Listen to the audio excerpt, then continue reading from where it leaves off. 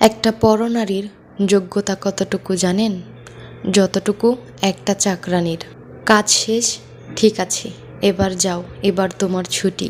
পরনারীর সাথে থাকা অবস্থায় যদি স্ত্রী ফোন করে, তখন বলে, চুপ করো, আমার হোম মিনিস্ট্রি ফোন দিছে। একজন স্ত্রীর অবস্থান কখনো একটা পরনারী দখল করতে পারে না। এই যে যারা বিবাহিত পুরুষদের সাথে সম্পর্ক করে আবার গর্ব করে বলে, আমার অনেক খেয়াল রাখে, আমাকে অনেক খুশি রাখে। কয় দিন, কয় মাস, 1 বছর, 1.5 বছর একটা সম্পর্ক বিশ্বাসের সাথে মৃত্যুর আগ পর্যন্ত নিভাইতে হয়। এই সফর অনেক লম্বা হয়।